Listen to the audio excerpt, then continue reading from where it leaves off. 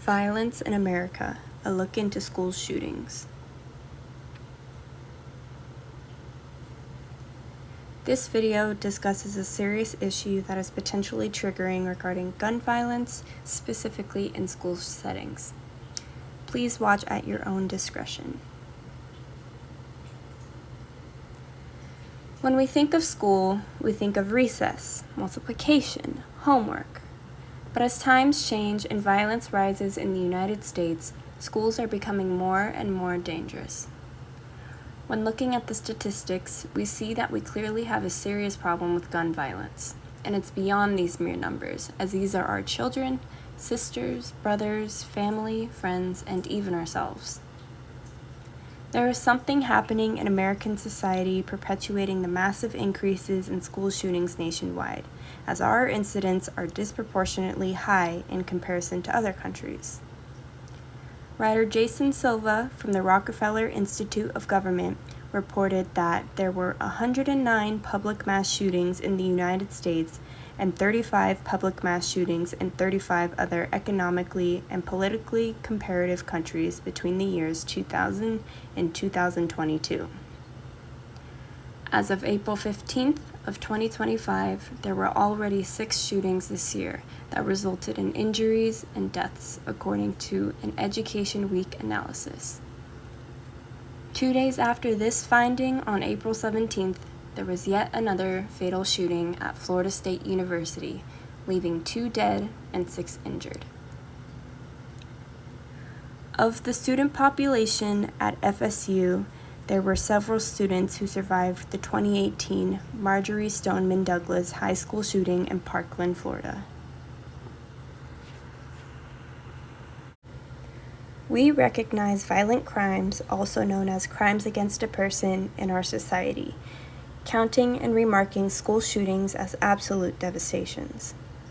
Yet we often fail to honor the holistic view of what is happening. Gun violence in America is becoming normalized and desensitized. Instead of combating the root of this issue, be it guns, mental health, and policies relating to this issue, we push the responsibility of enforcing safety onto students and educators. We looked into potential links of violent behaviors to violent video games and found some correlations, but could not substantially prove that video games were the cause of those violent behaviors. So if this big potential reason for increased violence in society has been deemed insignificant, what are we doing as a society to keep perpetuating gun violence? From stigmatizing mental health, prioritizing gun rights over human rights, to even the gender roles we enforce, there are a lot of playing factors that we as a collective society feed into. Take gender roles, for example. Think of the toys we give our children. Boys are often given cars and guns, while girls are given dolls and kitchen sets. The behaviors we teach our boys that are considered masculine are often aggressive and violent in nature, so we teach them from young ages to interact with others as such, to assert dominance and fall into their societal roles. Could this be why we see a disproportionate amount of school shooters being male? There is always debate over why and what to do nowadays. People want more gun regulations, while others think that's unconstitutional.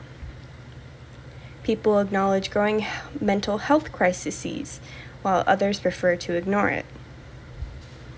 But when we are teaching our children how to barricade classrooms and become silent in a dark room because of an active shooter, when we are instilling the run, hide, and fight mantra into our youth's minds, teaching them to fear for their lives instead of focusing on getting an education, when we are devoting school budgets to building reinforcement around schools to keep unwanted dangers out, it should be unanimous and clear to see that we have a serious issue of violence in America with school shootings.